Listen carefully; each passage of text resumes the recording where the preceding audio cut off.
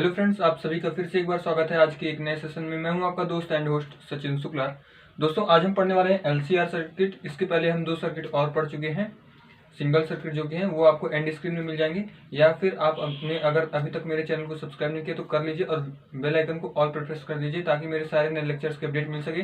और जो भी लेक्चर्स मैंने डाले हैं पहले से वो प्लेलिस्ट में आप जा करके देख सकते हैं, उसकी अलग से प्लेलिस्ट बनी हुई है। तो आइए स्टार्ट करते हैं आज का टॉपिक और देखते हैं। देखिए, एलसीआर सर्किट का मतलब है, एल का मतलब है कुंडली, इस एल का मतलब है कुंडली, सी का मतलब है संधारित्र और आर का मतलब है प्रतिरोधक। तो प्रतिरोधक को हम कुछ इस प्रकार से प्रदर्शित करते हैं जैसा कि मैंने चित्र बना रखा है। ये आर यानी प्रतिरोधक है, ये एल यानी कुंडली है। देखिए, इन दोनों में अंतर क्या है, बड़ा ही बारीक सा अंतर है। देखिए, आर में इस तरह से जिग जैग पोजीशन होती है, इस तरह से, इसको हम आर बोलते हैं प्रतिरोधक। और कुंडली में हम इसको ऐसे ऐसे राउंड कर देते हैं ये, तो इसको हम बोलते हैं एल। ये दोनों में फर्क है, हो सकता है वहां पे छोटा सा तो आपको समझ में ना आ रहा हो, तो आप देख सकते हैं कि ये दोनों में फर्क है।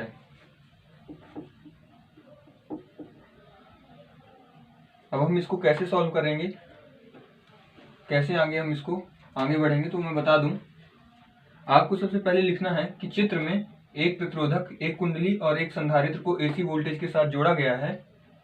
तब किसी क्षण आरोपित एसी वोल्टेज का समीकरण, एसी वोल्टेज का समीकरण होता है V equal V0 sine omega T.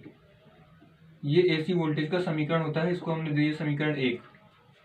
उसके बाद हम क्या ज्ञात करेंगे, उसके बाद हम देखते हैं विभवांतर। जैसे प्रतिरोधक के सिरों के मध्य विभवांतर, जैसे कि VR, प्रतिरोधक के सिरों के मध्य विभवांतर क्या होगा, V इक्वल टू ये IR होगा। इसको समीकरण 2 दे दिया हमने। फिर इसी तरह से हम कुंडली के सिरों के मध्य विभवांतर निकाल लेते हैं, ये होता है IXL, ये समीकरण 3 हो गया। और इसी तरह से कंडेंसर यानी कि संधारित्र के सिरों के मध्य विभवांतर निकाल लेते हैं, VC इक्वल टू क्या हो जाएगा, IXC।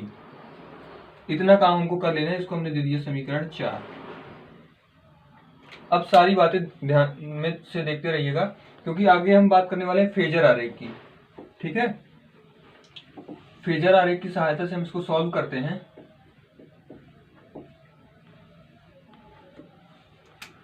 मान लीजिए ये कोई बिंदु O है, कोई बिंदु O है और यहां से धारा कुछ इस प्रकार से प्रवाहित हो रही है। ये धारा की दिशा I हो गई। ठीक है, धारा इस दिशा में प्रवाहित हो रही है।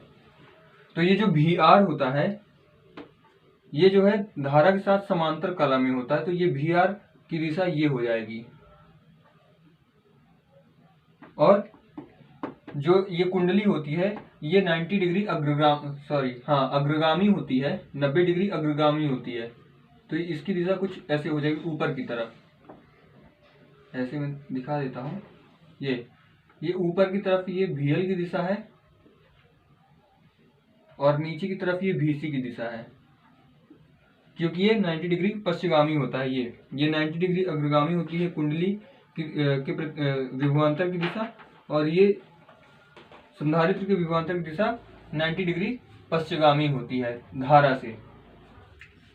यहाँ पे जो कोण बन रहा है वो है 90 डिग्री का। इसके बाद हम क्या करते हैं, इसके बाद हम परिणामी निकालते हैं, VL और VC का परिणामी निकालते हैं। तो इनका जब हम परिणामी निकालेंगे और जो विभवांतर की दिशा होगी, V की दिशा होगी, वो कुछ इस प्रकार से होती, इस प्रकार से। यहाँ पे लाइन थोड़ा सा टेढ़ी हो गई है, यहाँ पे बता दूं, इस तरह से ये V की दिशा होती है। ठीक है,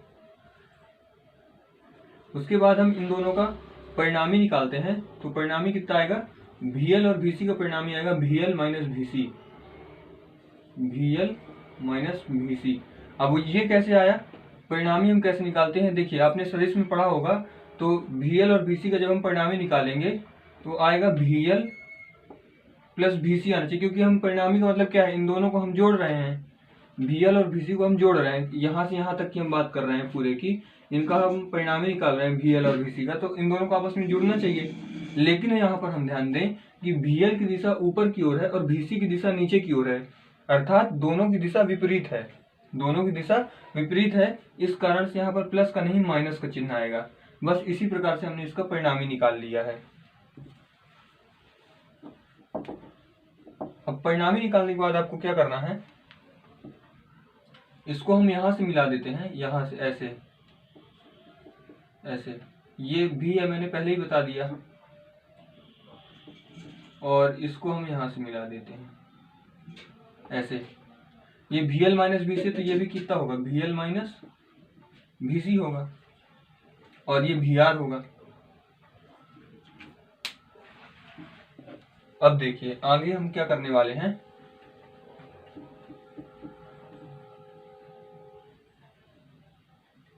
इसको मैं थोड़ा सा छोटा कर देता हूं क्योंकि यहाँ पे जगह थोड़ा सा कम है।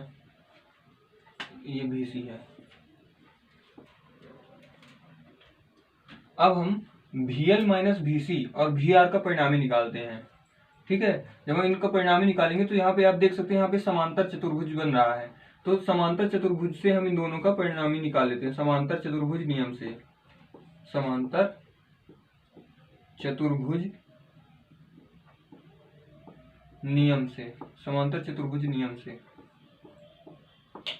ये V equal under root,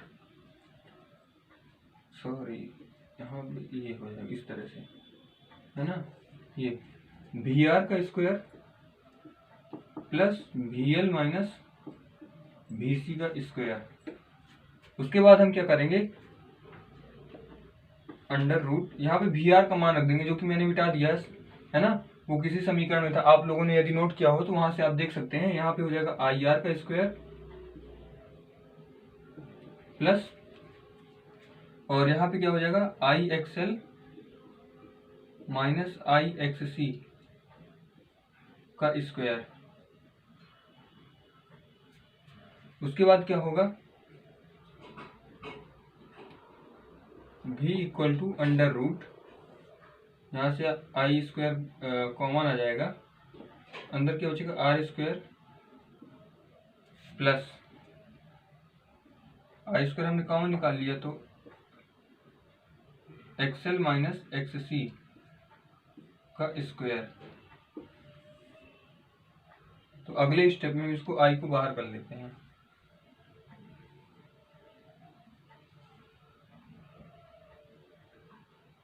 V equal I under root, यहाँ पे क्योंकि स्क्वायर है और यहाँ पे रूट है तो ये बाहर आ जाएगा I और अंदर बचेगा R square plus XL minus XC का होल स्क्वायर। यही परिणामी वोल्टेज है, आप इसको लिख देंगे, यही परिणामी वोल्टेज है।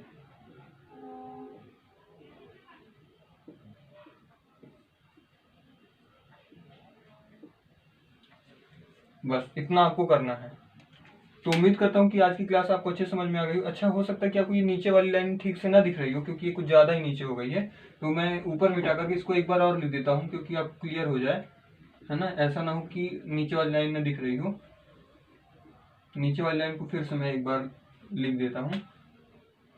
ऊपर क्या हो जाएगा, V equal I under root R का square plus XL minus XC का होल स्क्वायर। यही हमारा फाइनल व्यंजक है, और ये लिख दीजिएगा, यही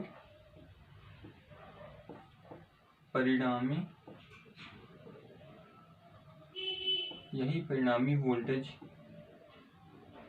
का समीकरण है।